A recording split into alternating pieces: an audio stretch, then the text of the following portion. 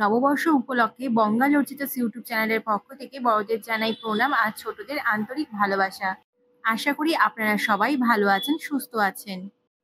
বাগবাজার মায়ের বাড়ি আসতে হলে আমি সবার প্রথমেই বলবো, যদি লঞ্চে করে আসেন তাহলে কিন্তু হাতের সময় অনেকটাই পেয়ে যাবেন।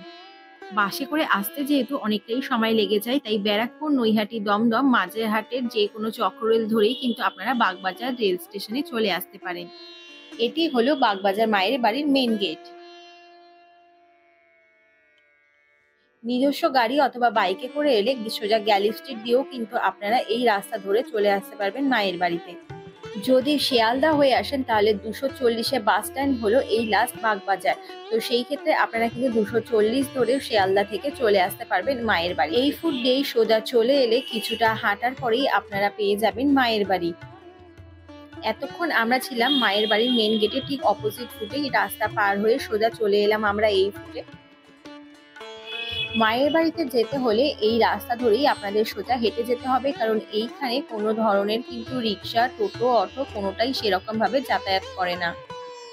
মেন রোড থেকে সোজা একটু এসে ডান হাতের দিকে টার্ন নিলেই এরকম একটা মন্দির দেখতে পেয়ে যাবেন।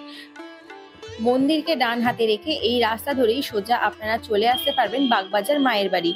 আর এখানে অ্যারো দিয়ে লেখাই রয়েছে মায়ের বাড়ি বলে। মায়ের বাড়ির ঠিক পিছন দিকে যে বিল্ডিংটি রয়েছে ওটা হলো উদ্বোধন প্রকাশনী কেন্দ্র। যদি আপনারা 4 চাকায় আসেন অথবা বাইক নিয়ে আসেন তাহলে কিন্তু এই ডান দিকে আপনারা পার্কিং করতে পারবেন। এটি হলো মা শারদা স্বনির্ভর কেন্দ্র। আর এখানে আপনারা বিভিন্ন ধরনের হাতের তৈরি করা ব্যাগ থেকে শুরু করে বিভিন্ন ধরনের শোপিস, এছাড়া রামকৃষ্ণ সারদাবাইয়ের বিভিন্ন ধরনের ছবি এখানে পেয়ে যাবেন। এটি হলো বাগবাজারের মায়ের বাড়ি। 1909 সাল থেকে 1920 সাল পর্যন্ত মা এই বাড়িতেই বসবাস করেছিলেন।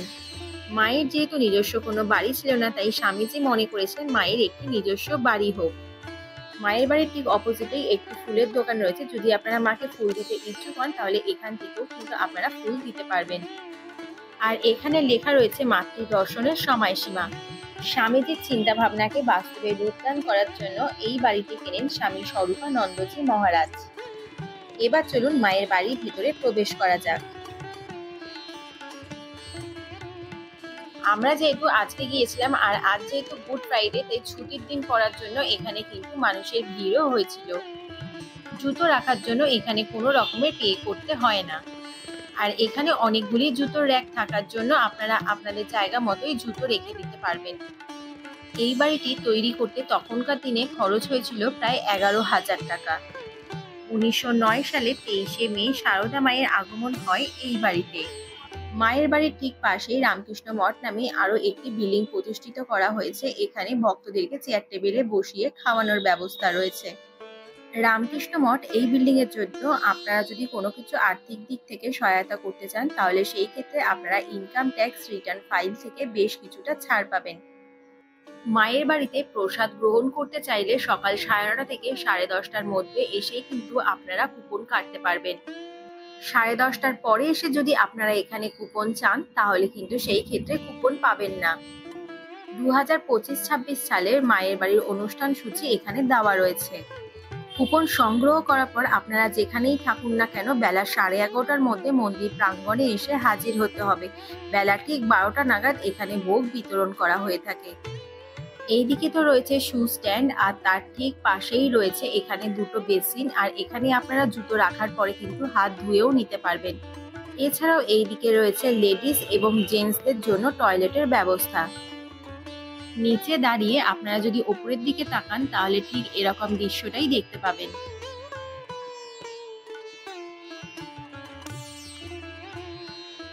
বাড়ির ভেতরে প্রবেশ করার সময় সোজা যেই ঘরটা আপনাদের চোখে পড়বে সেই ঘরটাই হলো অফিস ঘর। আর এখান থেকেই আপনাদেরকে কুপন সংগ্রহ করতে হবে।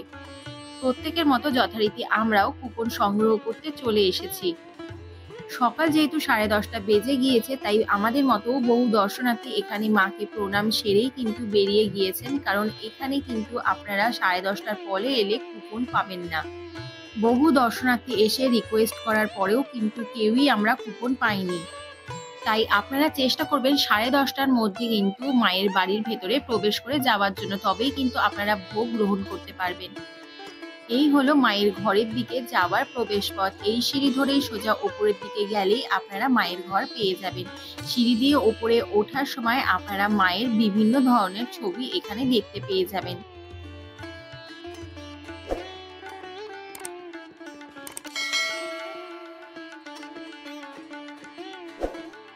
সিঁড়ি দিয়ে আমরা ওপরে সোজা চলে এসেছি, আর এখানে বসে রয়েছে বহু দর্শনার্থী যারা দূর দূর থেকে এসছে। এছাড়াও যারা প্রসাদ গ্রহণ করবেন, তো তারাও কিন্তু এখানে বসে রয়েছেন। মায়ের ঘরের সামনে দোতলাটিও খুব সুন্দর করে সাজানো গুছানো এবং পরিষ্কার পরিচ্ছন্ন রয়েছে। মায়ের জন্য ফুল, মালা, মিষ্টি, ধূপ যাই কিছুই আনুন না কেন, সমস্ত কিছুই কিন্তু এখানে যে ট্রেগুলো রাখা রয়েছে সেই ট্রেগুলোর মধ্যে রেখে দিতে হবে। মায়ের এই ছবি সুন্দর করে এখানে সাজানো রয়েছে, তবে এটি ছিল আগে মায়ের পুজোর ঘর। পরবর্তীকালে মায়ের ইচ্ছানুযায়ী তার ভাইজিকে নিয়েই তিনি এই ঘরেই থাকতেন। যেই খাটে মা শুতেন সেই খাটেই মাকে রাখা হয়েছে। রামকৃষ্ণের সিংহাসন, রামকৃষ্ণ ঠাকুরের ছবি এই ছিল মায়ের সর্বক্ষণের সঙ্গী। যেখানেই উনি যেতেন সেখানেই এই রামকৃষ্ণ দেবের ছবি নিয়ে যেতেন। পাশের ঘরটি হলো স্বরূপানন্দজি মহারাজের ঘর। মাকে দেখভাল করার জন্য স্বরূপানন্দজি মহারাজ ঠিক তার পাশেই ঘরেই থাকতেন।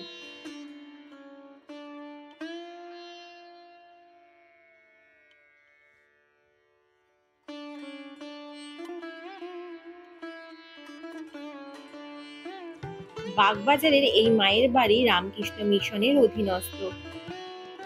আজ যেহেতু প্রচুর মানুষের ভিড় ছিল, তাই লাইন কিন্তু শেষই হচ্ছিল না।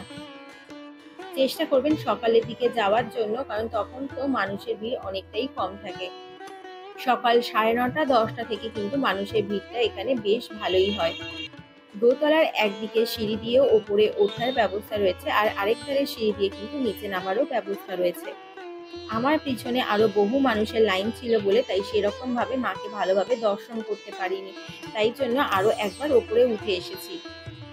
মা বলতেন ভালোবাসা দিয়েই সবকিছু হয়, জোর করে কায়দায় ফেলে কাউকে দিয়ে কিছু হয় না।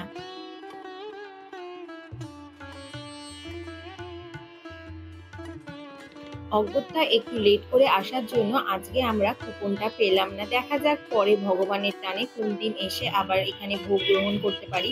নিশ্চয়ই সেই ভিডিও আপনাদের সঙ্গে শেয়ার করব। তবে আপনারা যারা আমার চ্যানেলে নতুন এই ভিডিও দেখছেন, যদি নতুন হয়ে থাকেন তবে ভিডিওটি ভালো লাগলে অবশ্যই একটা লাইক করে চ্যানেলটিকে সাবস্ক্রাইব করে দেবেন। 1327 সালে 4ঠা শ্রাবণ মঙ্গলবার মা এই বাড়িতে মহাসমাধি লাভ করেন। মায়ের ঘরে ঠিক বাহাতে রয়েছে একটি প্রণামী বাক্স। এখানে আপনারা আপনাদের ইচ্ছা মতো প্রণামী দিতে পারেন। মায়ের মন্দিরের জন্য যদি আপনাদের নিজস্ব কোনো ইচ্ছা অনুযায়ী অনুদান দিতে চান, তার জন্য কিন্তু এখানে অনুদান দেওয়ারও ব্যবস্থা রয়েছে। আরেকটা কথা বলি, মায়ের বাড়িতে প্রসাদ গ্রহণের জন্য নির্দিষ্ট কোনো কুপন মূল্য নেই। আপনারা আপনাদের সাধ্য মতোই কিন্তু এখানে অনুদান দিয়ে প্রসাদ গ্রহণ করতে পারেন। মায়ের বাড়ি থেকে সোজা বেরিয়েই আমরা চলে এসেছি উদ্বোধনী কেন্দ্রে। উদ্বোধন এই পত্রিকা প্রকাশের উদ্দেশ্য হলো শ্রী শ্রী রামকৃষ্ণের বাণী ও ভাবধারা দিকে দিকে ছড়িয়ে দেওয়া। রামকৃষ্ণ ভাবধারার বিভিন্ন বই এখানে প্রকাশিত ও বিক্রয় হয়ে থাকে। এছাড়াও রামকৃষ্ণ মিশনের মাসিক পত্রিকাও এখানে প্রকাশিত হয়। শ্রী শ্রী রামকৃষ্ণ ঠাকুর, সারদা দেবী ও বিবেকানন্দের বিভিন্ন ধরনের ফটো ফ্রেমও এখানে পাওয়া যায়। এছাড়াও নানান ধরনের ভক্তিমূলক বইও এখানে আপনারা পেয়ে যাবেন। সঙ্গে সঙ্গে ধূপকাঠি, বাচ্চাদের জন্য বিভিন্ন ধরনের এখানে ভক্তিমূলক বইও পাওয়া যায়। বাংলা, ইংলিশ, হিন্দি বিভিন্ন ধরনের বই আপনারা এখানে পেয়ে যাবেন। এছাড়াও এখানে নানান ধরনের কিন্তু সুগন্ধি ধূপকাঠিও পাওয়া যায়। আমরা যেহেতু মায়ের বাড়িতে ভোগ প্রসাদ পাইনি, মায়ের বাড়ির খুব কাছাকাছি আরো একটি মন্দিরে ভোগ প্রসাদ পেয়েছি। সেটি দেখতে হলে অবশ্যই চোখ রাখতে হবে আমার চ্যানেলে। আমার এই ভিডিওটি দেখার জন্য সকলকে অসংখ্য ধন্যবাদ। ভিডিওটি যদি ভালো লেগে থাকে চ্যানেলটিকে লাইক, শেয়ার, কমেন্ট আর সাবস্ক্রাইব করতে একদমই ভুলবেন না।